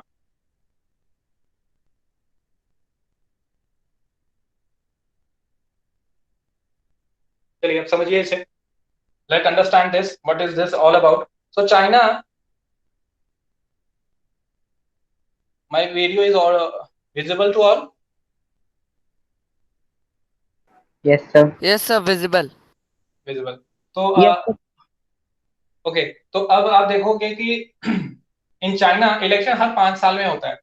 ओके, वहां पे एक पार्लियामेंट है जिसका नाम है क्वांगाओ रेनमिन दाइब्याओ दाहुई, जिसको हम इंग्लिश में नेशनल पीपल्स कांग्रेस बोलते हैं।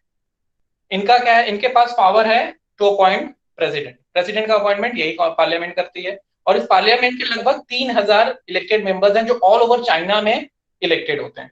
और यहाँ पे जो मेन पार्टी है वो है Chinese communist party. Other party है, स्मॉलर है, but they are allied with this party. Okay, तो जब भी किसी को इलेक्शन लड़ना होता है तो उसको चाइनीज कम्युनिस्ट पार्टी से अप्रूवल लेना होता है। जब वो अप्रूवल ले लेते हैं तब they are allowed to contest election. So in a sense, we will find over here that only one party is ruling in entire China. Okay? So अगर एक ही पार्टी पूरे चाइना में रूल कर रही है, then we cannot call the country as a democratic country. अगर एक ही party पूरे चाइना में रूल कर रही है तो हम उसे लोकतांत्रिक देश नहीं बुलाएंगे, डेमोक्रेटिक कंट्री नहीं बुलाएंगे। Is it clear? क्योंकि हर हाल में चाइनीज कम्युनिस्ट पार्टी हेड होगी। ओके, चाइनीज कम्युनिस्ट पार्टी का जो हेड होगा वही क्या कर रहा है, मेजर डिसीजन ले रहा है। तो एक तरीके से यहाँ पे आप समझ लो यूनिलैटरल डिसीजन हो रहा है यहाँ पे भी। ठीक है, जैसा कि आपने वहां पे मिलिट्री वाले केस में देखा, परवेज मुशर्रफ वाले केस में, यहाँ पे भी सेम वही चीज है। बट यहाँ पे एक सिस्टमैटिकली ये कर रहा है, सिस्टमैटिकली कि हम इलेक्शन करा रहे हैं, चलो लोग क्या करें, आओ आप लोग इलेक्शन दो, आपका भी से है गवर्नमेंट में, आप इलेक्ट करोगे लोगों को। अब सोचो चाइनीज कम्युनिस्ट पार्टी ने 4 लोगों को कह दिया कि जाओ तुम लोग इलेक्शन लड़ो। ओके, 4 लोगों ने इलेक्शन लड़ लिया, तो लोग आ रहे हैं क्या करने, वोट देने। लोग क्या करने आ रहे हैं, वोट देने आ रहे हैं कि भाई तुम किसको वोट दे रहे हो, मैं इनको दे रहा हूँ, suppose A B C D, तो लोग वोट देने आ रहे हैं। ठीक है, और अपने अपने लोगों को वोट दे रहे हैं, और में तो कोई एक जीत के आ रहा है। बट ओवरऑल अगर आप देखो तो कौन चला रहा है, चाइनीज कम्युनिस्ट पार्टी ही चला रहे हैं। अब आप ए को जिता दो, बी को जिता दो, सी को जिताओ, डी को जिताओ, whosoever, कोई भी जीत के आए, डिसीजन तो इसका हेड जो होगा वही लेगा। तो कोई चॉइस है यहाँ पे? कोई चॉइस नहीं है। नो चॉइस मतलब सर सारी जो अलग अलग जहाँ छोटी छोटी पार्टीज हैं वो उनमें से कोई भी जीतेगी always Chinese communist party. Yes, ठीक है, समझ में आ रहा है सभी को? Yes sir. मतलब कोई भी जीत इलेक्शन डिसीजन हमेशा कम्युनिस्ट पार्टी लेगी चाइनीज की, चाइनीज पार्टी ही लेगी। ओके सर लेकिन अपने सर लेकिन इंडिया में 1960 से पहले तो यही था ना, वन पार्टी रूल ही तो था 1960 से पहले। 1960 से पहले था वन पार्टी रूल। आपको ये कैसे पता लगा कि 1960 से पहले था? इंडियन नेशनल कांग्रेस ही जीतती थी हमेशा। वेट कोई आंसर, कोई क्वेश्चन पूछ रहा है उससे मुझे पूछने दो। हाँ बताइए, क्या नाम है आपका? सर यही कह रहा था कि सर आईएनसी तो रूल करती थी और कोई पार्टी नहीं थी। हाँ, तो आईएनसी एक बहुत बड़ी ऑर्गेनाइजेशन थी। आपको ये जो आपने पूछा है, आपको ये कहाँ से पता लगा कि 1960 तक था?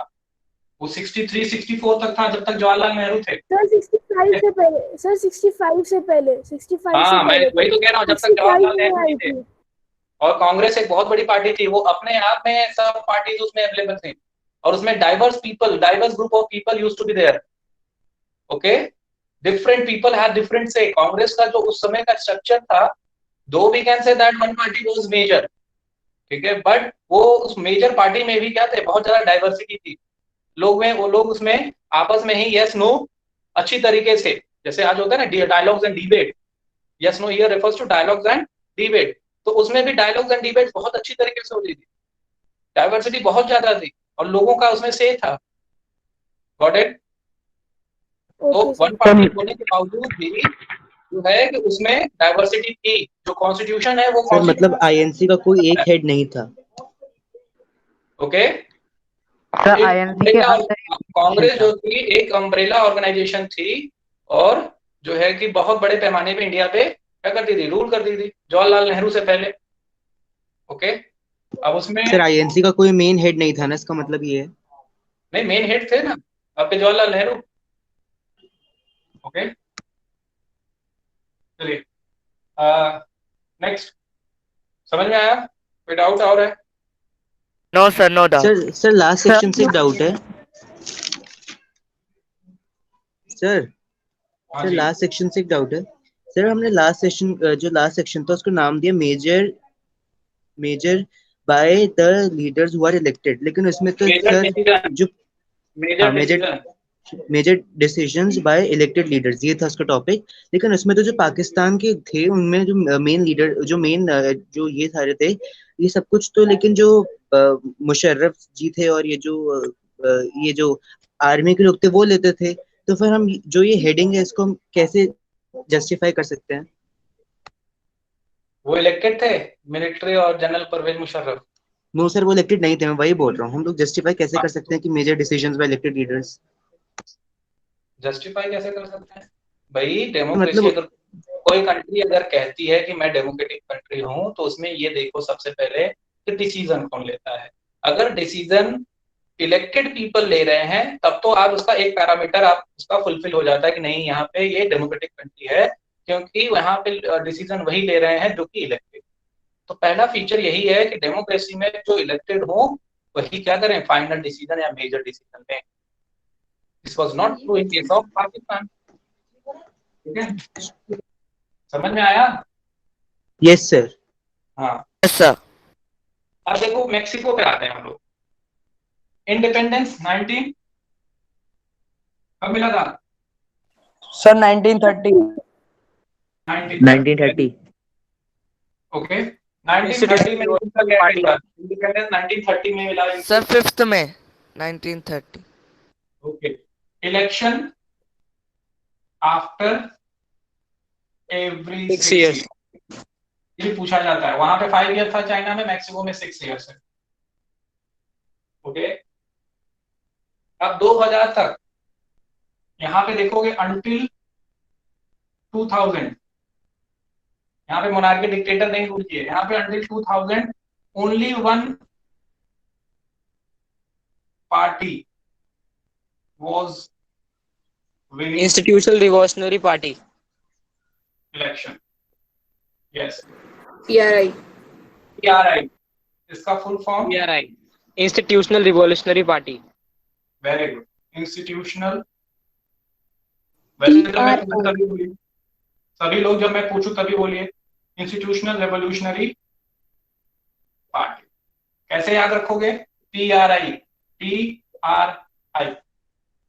Okay reverse, institutional revolutionary party. Okay opposition party थी यहाँ पे but they never manage to win. ठीक है, opposition party never manage to win.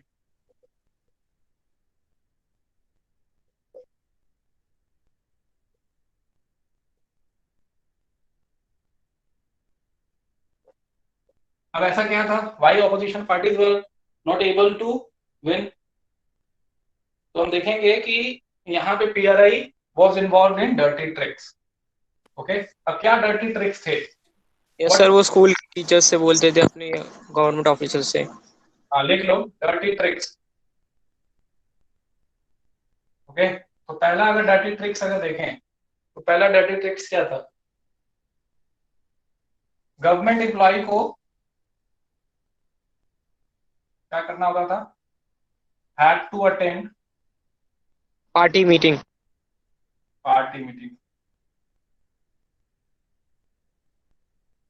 ये पहला डर्टी ट्रिक था। Write it down. Okay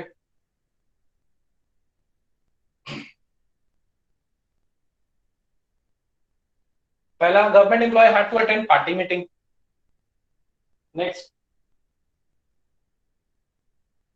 teacher were forced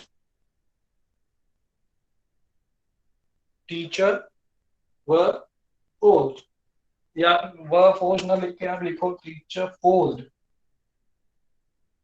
parents to vote for PRI, जो कि गलत है। ये डर्टी ट्रिक्स में आ जाएगा इसके। मीडिया क्या थी? बायस्ड थी। Media was biased. ओके क्या करते थे? Neglected opposition party, neglected opposition party.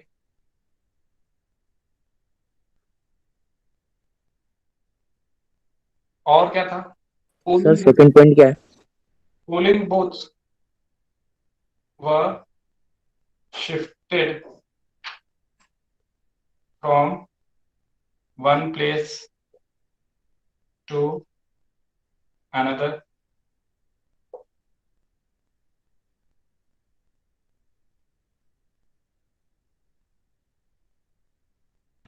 Sir media walls के बाद क्या लिखा है आपने? Biased, neglected opposition party, मतलब एक तरफा हो गई थी, पीआरआई को सपोर्ट करती थी। So these are some dirty tricks. Okay, इसमें एक और भी है, spend lot of money.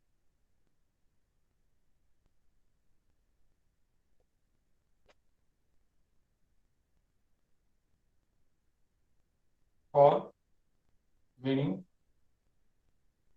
election. Write it down.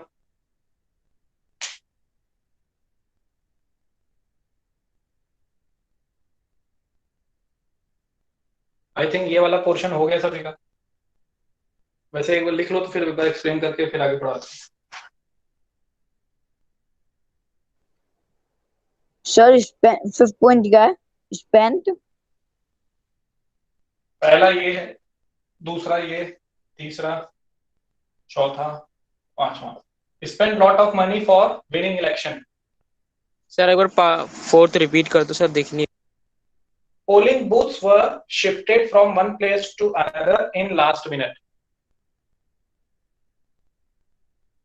Polling booths were shifted from one sir place to polling another. Booth shift करके मिलता क्या था इनको? मिलता क्या था कि पोलिंग बूथ शिफ्ट कर देंगे तो हो सकता है जहां पे इनको कम वोट मिलने वाला है, ओके, तो वहां पे जो है कि टाइम लग जाएगा, प्रॉपर जो है वोटिंग कास्ट नहीं होगी, ठीक है, अपने लोगों से वोट ज्यादा डलवा देते थे, ठीक है। Yes sir. बहुत सारे पिक्चरों में भी तो सर दिखाते तो हैं। फिर वहाँ पे कोई इंडिपेंडेंट बॉडी नहीं थी क्या उसको कॉन्स्टिट्यूशन के रूल्स को बचाने के लिए? प्रॉपरली एग्जीक्यूट नहीं होता था वहां पे, ओके।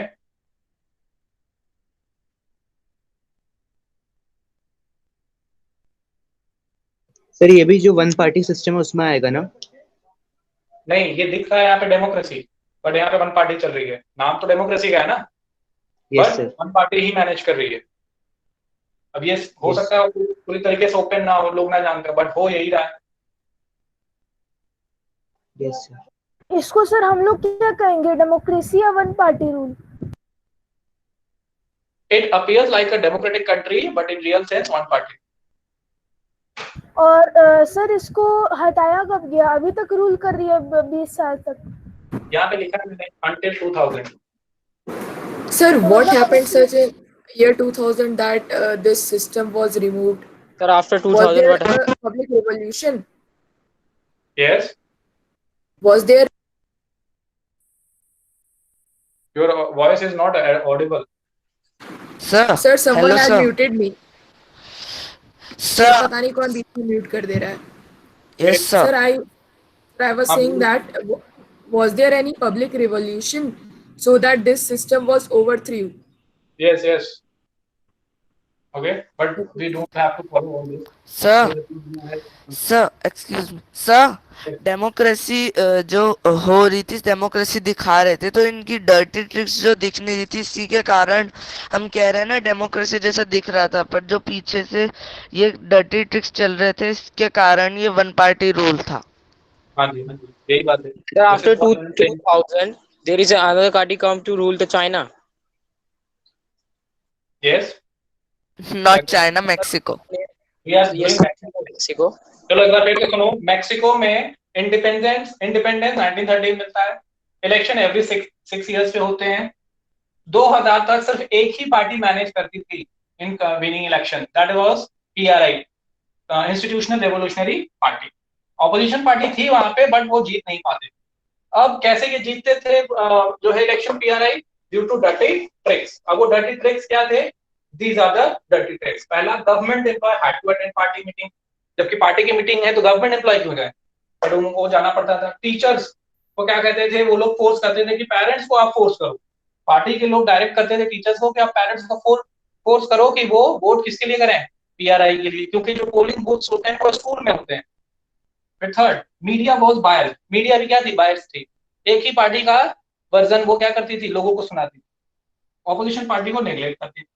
पोलिंग बूथ को शिफ्ट करते थे one place to another in the last movement, okay, कि लास्ट मोमेंट में वो बूथ ही क्या कर दिया, चेंज कर दिया जहां पे कास्टिंग हो रही है बूथ। फिर पैसे, बहुत सारे पैसे खर्च कर देते थे। So in this way we can say that the overall system which is working over here at that time was not good. ठीक है, तो हम कंक्लूजन क्या निकालते हैं फ्री एंड फेयर इलेक्शन में? शैल आई रब दिस? सर मेरा क्वेश्चन ये था कि Yes, अभी sir. भी कर रही है मतलब पीआरआई वहाँ पे अभी भी जीतती है हर बार कि हट पीआरआई गई में वहां पे नहीं, अब नहीं जीतती है, अब वहां पे अपोजिशन पार्टी है, प्रॉपर्ली डेमोक्रेटिक वे से चलता है। पीआरआई सर पार्टी मतलब पीआरआई अभी भी है? कोशिश करती है जीतने की। सर पीआरआई वैसे ही अभी है जैसे इंडियन नेशनल कांग्रेस है। कह सकते हो, ठीक है। अब इंडियन नेशनल कांग्रेस के अलावा आज भी देखोगे बहुत सारे पार्टी हैं, वहां पे बहुत सारे पार्टी हो गई। फ्री एंड फेयर इलेक्शन में हम लोग कंक्लूड क्या करते हैं, क्या हम समझते हैं इस फ्री एंड फेयर इलेक्शन में कि चाइना के केस में अगर आप देखो, चाइना के केस में तो हमें क्या मिल जाएगा कि election don't offer any serious choice.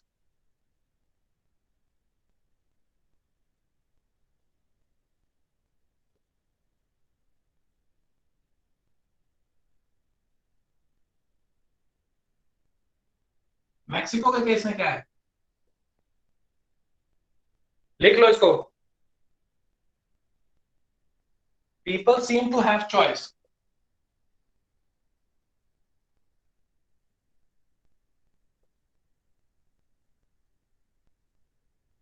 but in reality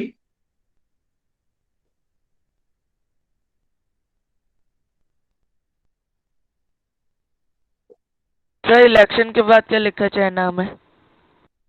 election don't offer any serious choice।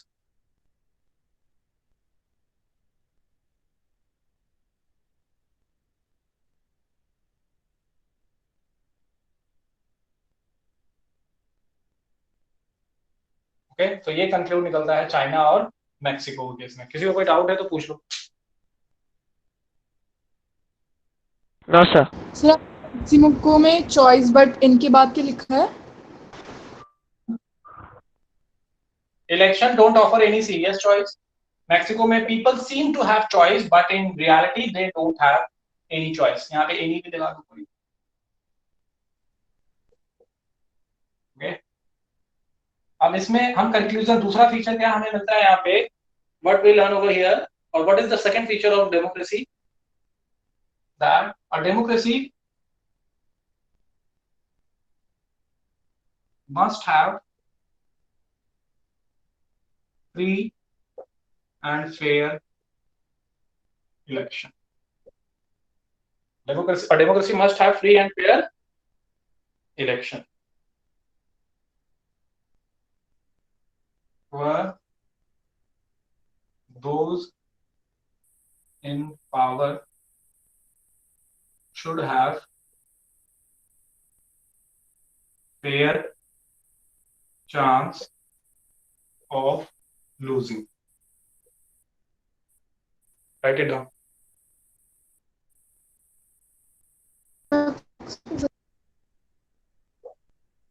अब देखो ये जो वेरी इंपॉर्टेंट, अब होता है ऐसे भी है एग्जाम में कि ये स्टेटमेंट लिख दिया जाएगा, इन अ डेमोक्रेसी, ठीक है, और a democracy must have a free and fair election where those in power should have fair chance of losing. Justify this statement और explain. So in that scenario you will give example of China and Mexico. अगर 3 number का है तो कोई एक दे दो, Mexico का दे दो या चाइना का दे दो। 5 नंबर का है तो दोनों लिखना होगा। सर मैक्सिको और चाइना में फेयर चांस होता थोड़ी ना है, तो हम वो वाला एग्जांपल कैसे लिखें? आप ये लिखोगे एक्सप्लेन, जब इसने एक्सप्लेन लिखा है तो आप बताओगे कि ऐसा होना चाहिए, ओके, बट अब कहाँ नहीं होता है मैक्सिको एंड चाइना, वहां पे दिखता तो है हो रहा है, बट होता नहीं है। समझ में आ रहा है? Yes sir. हाँ सर एक सर चीज यस सर। सर यस जैसे सर। फ्री फायर जो है हमारा फ्री एंड फायर वाला, सर उसमें फ्री एंड फेयर वाला, सर फेयर इलेक्शन में तो हो गया कि मतलब आपको वोट्स देना है, कोई खरीदेंगे नहीं। सर फ्री इलेक्शन मतलब नहीं समझ आया। फ्री एंड फेयर, फ्री में हो, किसी को पैसा ना देना हो, फेयर कोई भी सर पोलिटिक आजादी हो, करना है। सर आजादी हो, किसी को भी दे सके। अच्छा अब मतलब फ्री मतलब अभी हम कोई लोग भी अभी दे सकता है। यस, उसमें पैसे ना देने हो, कोई रिलीजियस बायसनेस ना हो, कास्ट का बायसनेस ना हो, रीजन का बायसनेस ना हो, सभी वोट कर सकते, जेंडर का बायसनेस ना हो। Okay sir. चलो नेक्स्ट है इसमें third point.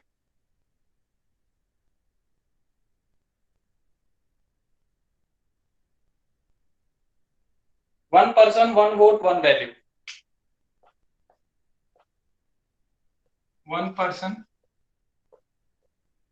One vote and one value. आपने पढ़ा होगा यूनिवर्सल एडल्ट फ्रेंचाइज।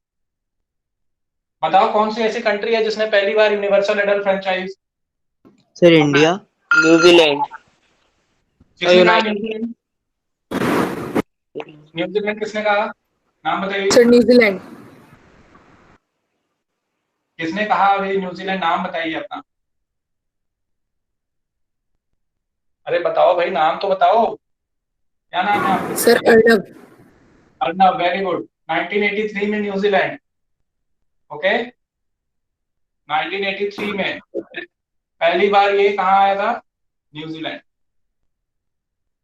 सर 1893 ना? Oh sorry, it's 80, very good, 1893, thank you, 1893। और ये एक बार जीएसटीएससी में पूछा हुआ क्वेश्चन है, इस साल नहीं, इससे पिछले साल जीएसटीएससी में पूछा गया।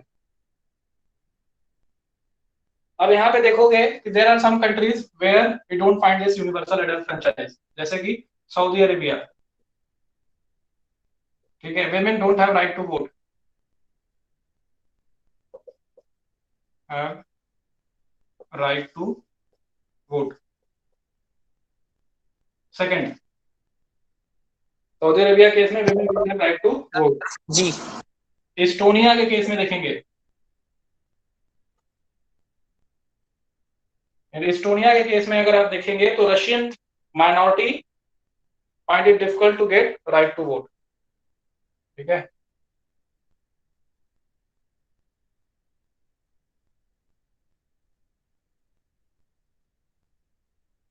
इसको अपने से बना के लिखना है आपको।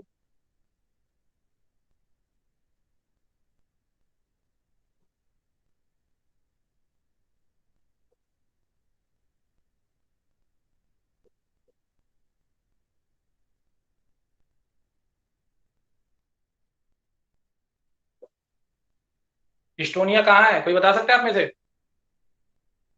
सर यूरोप एक्चुअली रशिया जो बॉर्डर। सर यूएसएसआर जो था वो जब स्प्लिट हुआ था तो उसमें एस्टोनिया और रशिया बना था, तो कह सकते कि एस्टोनिया रशिया के बगल में ही है, बॉर्डर मतलब नेबरिंग कंट्री है।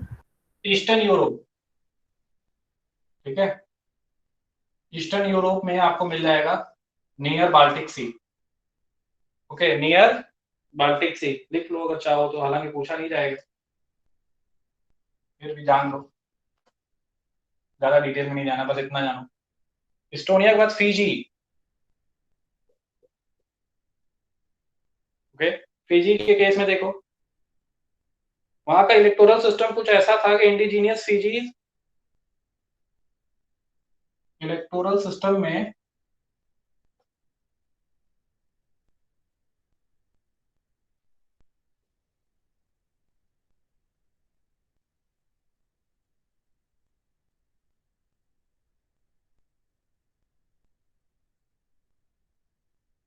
More than Indian Fiji.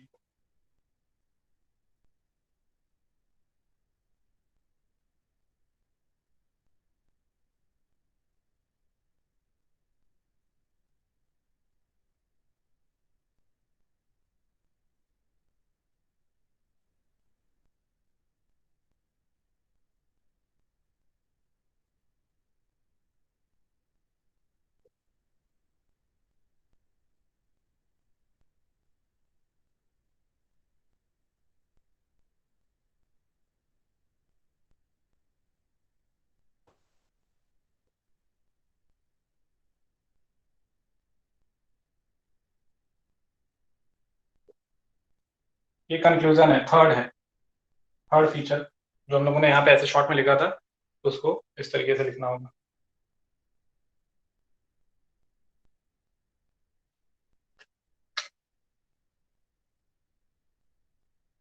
चलो लिख लिया सभी ने? Yes sir. No sir. No sir, sir 2 minutes. No, sir.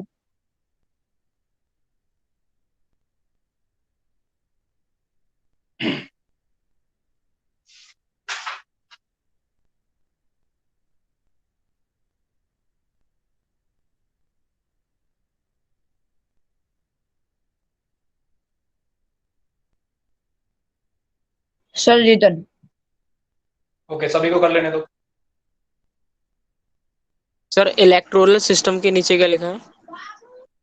Indigenous Fiji vote value was more than indigenous Fiji has more value than indigenous Fiji vote value was more than Indian Fiji. Indigenous मतलब वहीं के जो रहने वाले हैं।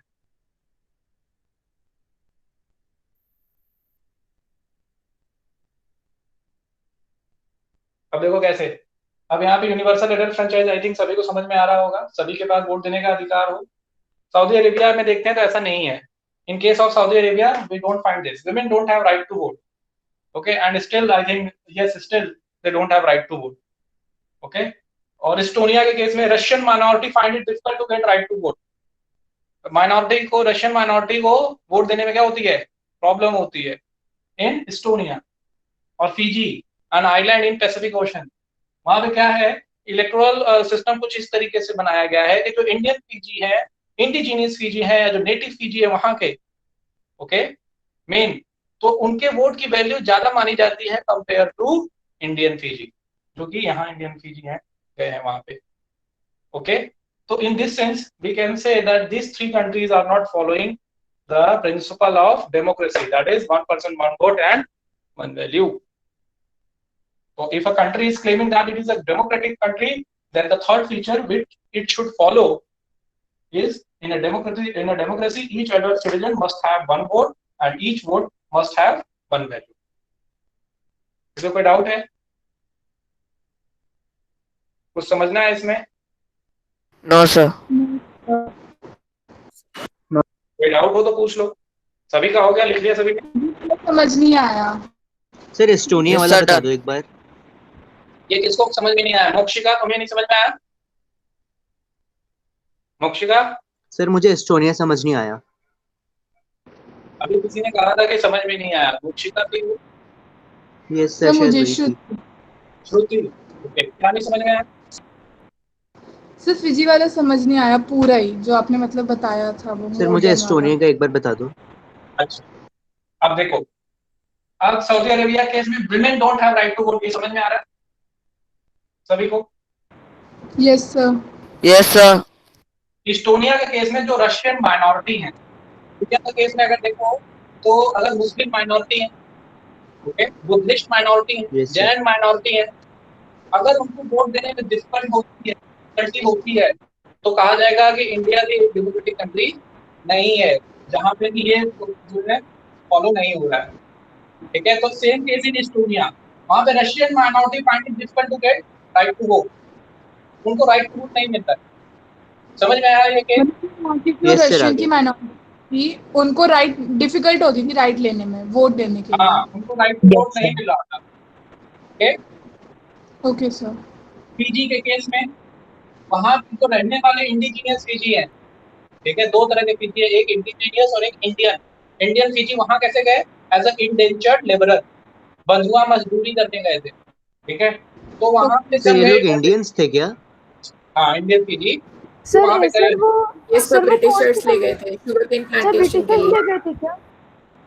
Yes sir उन्हें कौन ले गया था वहाँ पे? स्लेव्स की तरह ले गए थे क्या उन्हें वहाँ पे? हाँ, स्लेव्स की तरह गए थे एज अ, और ये ले जाने में सबसे बड़ा हाथ कॉलोनाइजर्स का था, ब्रिटिशर्स का था। ओके, पहले स्लेव की खरीद। सर उन्हें लेके नहीं आए वापस हम। कुछ लोग वापस भी आ जाते थे। ठीक है, एकदम पीरियड होता है, उसके बाद वो वापस आ सकते हैं 5 साल 6 साल ऐसे क्योंकि वहाँ पे जो रह गए तो उनको इंडियन पीजी, तो इंडिजीनियस पीजी की जो है बोर्ड की वैल्यू ज्यादा होती थी इंडियन पीजी से। कैसे? अब सपोज 5 इंडिजीनियस पीजी है और 5 इंडियन पीजी है, तो मान लेते हैं इनकी बोर्ड की वैल्यू, एक बोर्ड की वैल्यू 2 होती है, 2 काउंट करेंगे। तो अगर 2 काउंट करेंगे तो टोटल बोर्ड सर समझ नहीं आ रहा आप क्या कह रहे हो, सर समझ नहीं आ रहा आप क्या कह रहे हो, सर वॉइस कट कट के आ रही है आवाज। सर यस स्क्रीन भी क्लियर नहीं है। फिर से सुन लो, अब आवाज आ रही है सभी को? सभी लोग अपने माइक को सभी लोग अपने माइक को म्यूट करो। सपोज 5 जो है 5 इंडिजीनियस पीजी हैं और 5 इंडियन पीजी हैं। ओके, तो हम मान लेते हैं कि इंडिजीनियस पीजी की वोट की वैल्यू 2 है। ओके, एक वोट की वैल्यू 2, तो यहाँ पे 5 into 2 करेंगे तो 10 वोट हो गए, और यहाँ पे मान लेते हैं इनकी 1 ही रहेगी तो 5। तो ऑटोमेटिकली इन दोनों में से जो है कौन वोट करेगा कि लोग जीतेंगे? इंडिजीनियस। किसके वोट की ज्यादा वैल्यू है? इंडिजीनियस। ओके, है दोनों 5 ही, बट वोट की वैल्यू देखो, इनके वोट की वैल्यू दुगना है और इनके वोट की वैल्यू सिंगल है। समझ में आया? सर जो एलियंस थे ये लोग किस में थे? ये लोग मेजॉरिटी में थे या फिर माइनॉरिटी में थे? मेजॉरिटी में होंगे ऑब्वियसली। ओके, ओवरऑल स्ट्रक्चर अभी का देखना होगा, बट इंडिजीनियस पीजी ज्यादा थे और उनके वोट की वैल्यू को क्या कर रखे थे? उन्होंने ज्यादा कर रखी थी। इनके बढ़ने की वजह से, इंडियन पीजी के बढ़ने की वजह से इन्होंने अपना इलेक्टोरल सिस्टम कुछ इस तरीके से बनाया था। Yes sir. ओके, और समझ में आ गया सभी को? Third point. Yes sir. Yes sir. Conclusion यही है कि in a democracy each adult citizen must have 1 vote and each vote must have 1 value. हम लोगों ने आज 3 फीचर पढ़े डेमोक्रेसी के, कि major decision should be taken by those who are elected, और दूसरा पढ़ा हमने free and fair election. Okay, in which yes, that's what I'm saying, election must be free and fair, in which those who are in power must have a fair chance of losing it. And the third one is each adult citizen should have 1 vote and value of 1 vote, value of that vote should be equal. Okay, तो 3 features हम लोगों ने पढ़े। ये 3 feature बहुत important. मतलब इनमें से अगर एक भी किसी कंट्री ने नहीं फॉलो किए तो उसे हम डेमोक्रेसी कंट्री नहीं बोलेंगे। ठीक है, ठीक है, गॉट इट? Yes sir. तो नेक्स्ट क्लास में सर इंडिया तीनों में खड़ी होती है ना? हाँ बिल्कुल। तो नेक्स्ट क्लास में हम लोग फिर फर्दर प्रोसीड करेंगे यहीं से, और पढ़ के आइएगा, कोई डाउट हो तो पूछिए। और डीपीपी सभी लोग सर वर्ल्ड वाइड जो है सबसे ज्यादा कंट्री डेमोक्रेटिक है और 1 ऐसे जो डेमोक्रेटिक नहीं है। डेमोक्रेटिक है वर्ल्ड वाइड सबसे ज्यादा। अब क्या हो रही है? डेमोक्रेटिक कंट्री बनती जा रही है। ठीक है, ओके सर। चलो, सभी को समझ में आ गया? कोई doubt? No sir. No sir. Next class. No sir. Bye sir, good evening. Bye sir, good evening sir. Good evening sir, bye sir. Good evening sir. मैंने करी सर, इसे करना चाहिए।